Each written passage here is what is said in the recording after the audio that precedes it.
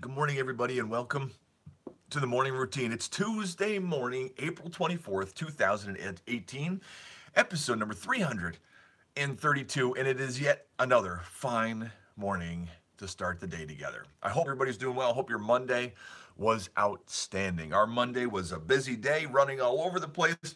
Had the honor of working and providing for my family, which is always an exciting part of my day. And then we got to go to attend a funeral for a family member who passed away and pay our respects.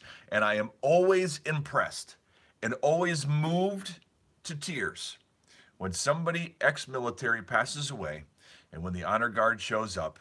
It always moves me. And I got to tell you, our country and the people who have served and continue to serve to protect our borders are an amazing group of individuals. And I love, love, love to see that outpouring of appreciation and respect for our veterans. So that was a special moment for me yesterday. I hope your day was filled with excitement as well. And I got to be honest, this morning, I'm feeling a little overwhelmed this morning. You may sense that I might talk a little fast. That can't be true. I can't talk faster because I always talk fast. But I am feeling a little overwhelmed this morning because I have so much to do this morning and cram it in such a little amount of time. And it's just a day. So, but it's going to be okay, right? It's going to be okay. It's good. We have days like that. So everything is great. So thanks for being here this morning. Just a reminder, of course, that we're on Facebook Live like you are right now with me. And then we're also on multitudes of podcasts, if that's a more convenient listening platform for you. And of course on YouTube, which is not very much used. I looked into some other guys who have massive podcasts, huge podcasts, giant audiences. I mean, audiences that would be amazing. And they put them on YouTube and very little views on YouTube. It's kind of funny. There is a divide between things that survive on YouTube and things that survive on podcasts. Facebook is its own little entity, which I love. That's why we're here. So, but it is curious to look at that stuff. So. But did you know, fact of the day, Russian cosmonauts used to pack a shotgun in case they landed from outer space in Siberia because they had to fend off bears. Can you imagine you're in a rocket about to blast into outer space and you're like, hey, you got the shotgun? Because when we land, there might be bears. Can you imagine? True story. It's crazy. I love it. So anyways, I do have some stories for you guys this morning, as always, hoping to stretch your minds and give you something to talk about today, at the water cooler, other than the normal stuff. So the first story that I have for you is out of The Hustle. And this article is entitled, "The Men Who Took 10,000 Flights." Okay? 3 decades ago, 28 lucky guys managed to snag the greatest travel deal in history, courtesy of American Airlines. It was dubbed the Unlimited AAirpass. The AAirpass. For a one-time fee. Now listen to these numbers, guys. This is 30 years ago. So thinking 30 years ago money. 30 years ago, I, at a 40-hour work week at minimum wage, would get a check for $105. I remember that because $100 went in the bank and $5 went in my pocket for ice cream. So that's how, I don't know. I remember this. So, all right. So for a one-time fee of $250,000, this pass gave a buyer unlimited first-class travel for life.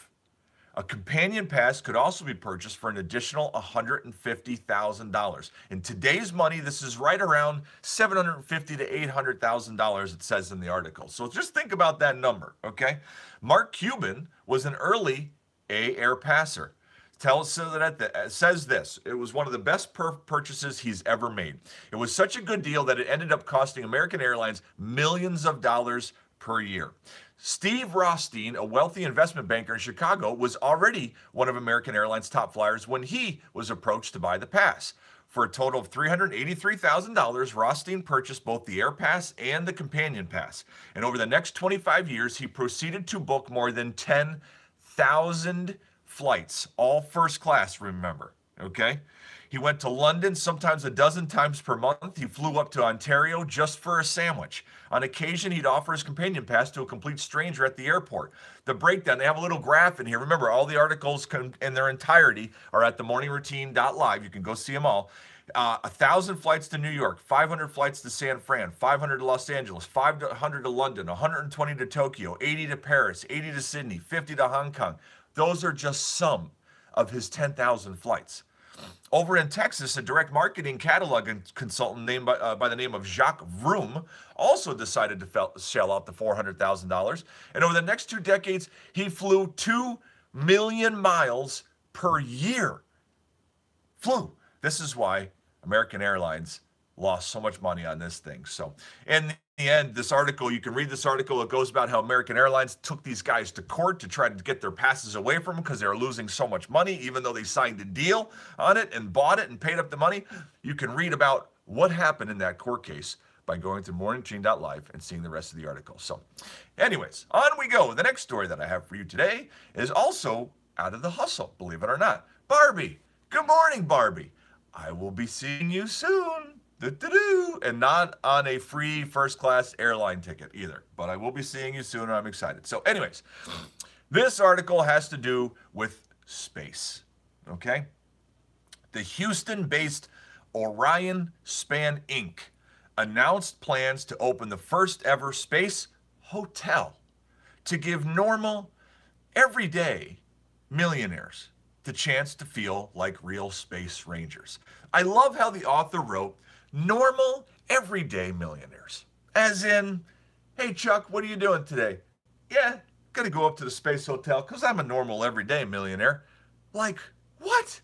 Carrie, I'm short the bucks too. 1 on the plane ticket and 2, I can't go to the space hotel. I guess I'm not a normal everyday millionaire. So the luxury space hotel will orbit 200 miles above Earth, offering 4 guests an incredibly high-speed 12-day space stay. The experience of being an astronaut is going to be at our fingertips. The stay at Aurora Station starts at $9.5 million per person, which is $792,000 per night. Yes. Now, when will this be?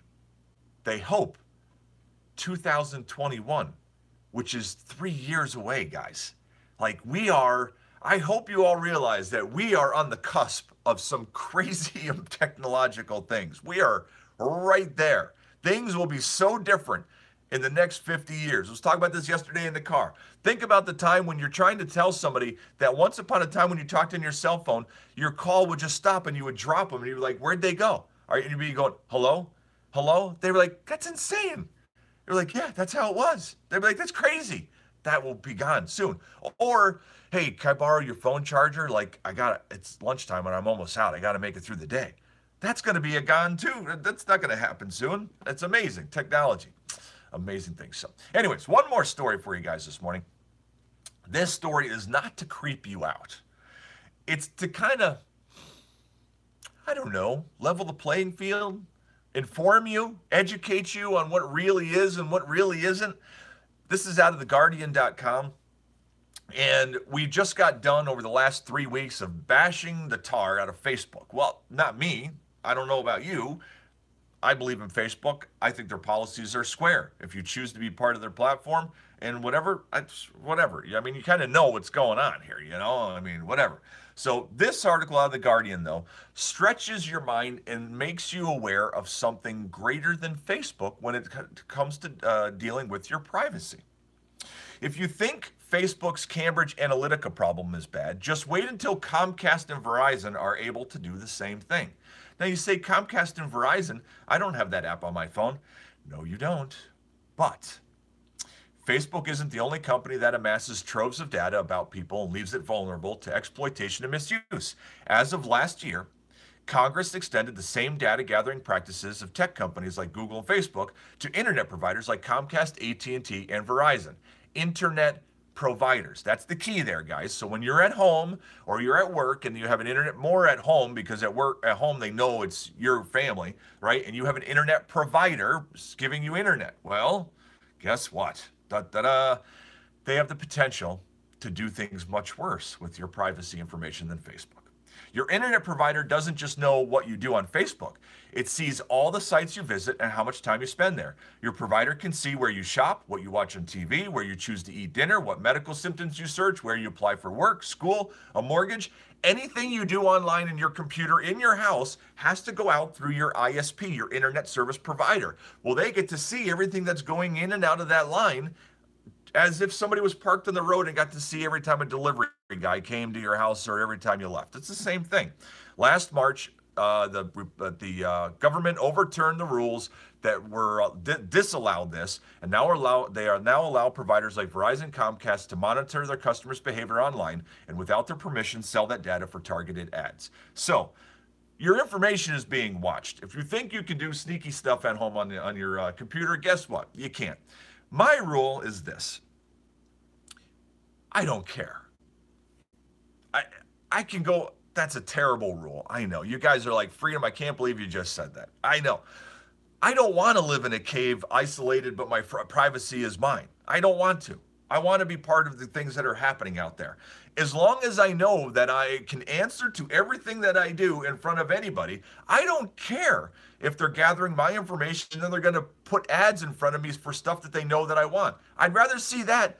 I said for years, why is that when men are watching sports, all of a sudden you come on the commercial for a cosmetic company? Like, this doesn't even make sense. Well, now they're doing that with the internet technology.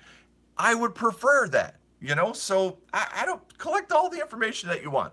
I don't even put tape over the little microphone on my computer. If you want to look at me, I'm sorry for you, because it ain't a pretty face. You ain't catching something good. So anyways, on we go. That's the last story for today, guys. Let's move forward. The top 10 most searched things yesterday on Google. Number 1, Kate Middleton. Oh, yes. Is she Princess Kate? Duchess Kate. What is she? Kate something. Anyway, she did have another baby. 7 hours. Just 7 hours after giving birth. That's pretty quick, huh? Good for her. Number 2, Nashville Predators. That's a hockey team. Number 3, HBO is ranking number 3 on the most searched things yesterday on Google. Number 4, net neutrality. Net neutrality is the court case from last year that has to do with what we just talked about and what they can collect and what they can't collect and all that stuff. That was the one that was repealed in the fall. So, number 5, Colorado Avalanche. That's a hockey team. Number 6, Macaulay Culkin. Wow, I haven't heard that name in forever. Number 7, Michaela Maroney, the gymnast. Number 8, Sean Hannity. Number 9, Tessa Thompson. Number 10, Kim Zolciak. Something like that. She's a real housewife, so I don't know. But there you go. That's the top 10 most searched things on Google yesterday. On we go to some trending news. Let's see what's going on here. Facebook releases long secret rules on how it polices the service. Okay. That has to do with what we talked about too today. There's a whole news story online if you want to read about that today too. Emmanuel Macron will have to pull a rabbit out of the hat to save the Iran deal. George H.W. Bush has been hospitalized with an infection, eager to get well. This one is interesting. I don't know what the story is. It might be worthy of Googleness. Monkey selfie copyright dispute. Monkey can't sue for copyright infringement of selfies, says the Ninth Circuit rules. This is out of the Los Angeles Times. Animals may not sue for copyright protection. How did the monkey sue in the first place? Did they? I don't know. Like, did the monkey didn't hire an attorney? So who hired an attorney to protect the monkeys? I don't know. Like, the courts don't have anything better to do, right? I don't know. So, Toronto attack. Guys, this is a sad story, but I do want to share it because it is something that happened. Yesterday, there was an attack in Boston. Actually, was it in Boston? No, it was in Toronto, excuse me, where a van decided to run over some pedestrians. So yesterday, the Maple Leaf hockey team held a moment of silence before their game with the Boston Bruins hockey match to honor the victims of that attack. So you will be hearing about that today on the news, guys. Let's see here. Yeti Yeti the cooler company. Yeti calls the NRA claims inaccurate, says it has unwavering belief in Second Amendment. And that is all of the trending news today, guys. So, there was one more story on USA Today, actually, about Pete Rose. And it says, Pete Rose in debt to casinos and the IRS. And, you know, if you're a baseball player and you get caught gambling on the teams that you are playing for or playing against, it kind of gives you a sign of what the future is going to look like if you have a gambling habit that severe, right? I feel bad for the guy that he hasn't been able to escape this gambling issue that keeps causing him turmoil. I hope somewhere along the way he can find a way out of that and have some peace in his life, because I'm sure that's not a relaxed life of always running away from that temptation. So, but on we go, guys. Let's move on to a passage of wisdom and slow things down just for a moment.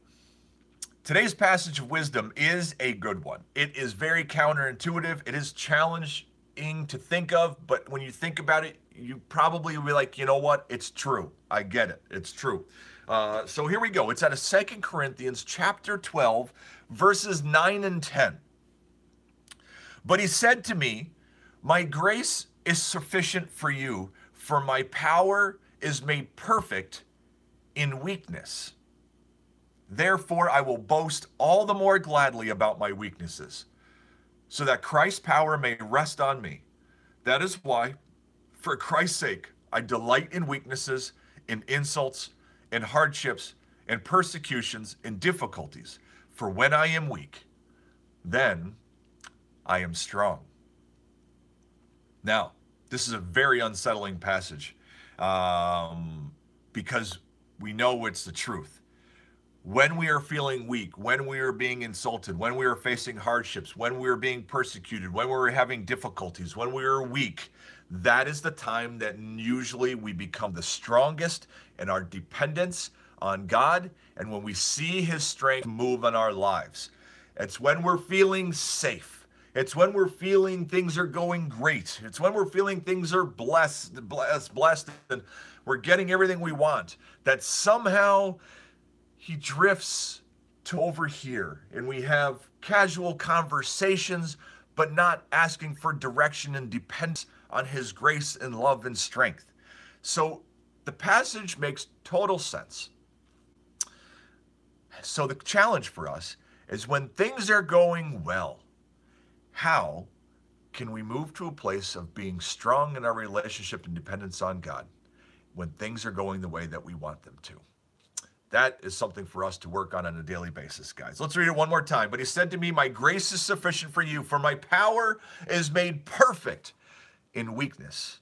Therefore, I will boast all the more gladly about my weaknesses. I will boast of my weaknesses, so that Christ's power may rest on me. That is why, for Christ's sake, I delight in weaknesses. I delight in insults. I delight in hardships. I delight in persecution. I delight in difficulties. For when I am weak, I am strong.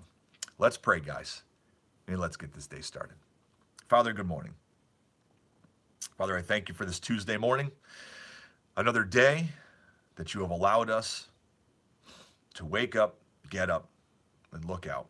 Father, I ask you this morning to give us guidance. Father, I ask you today that if we're waking up and we know today is going to be a great day, we're feeling in the zone. Yesterday was a home run. Things are great. Relationships are great. Work is great. We're feeling productive. We feel like we have a purpose. We feel like we have a cause.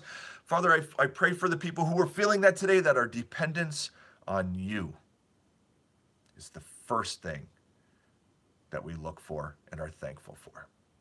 Give us direction on this day.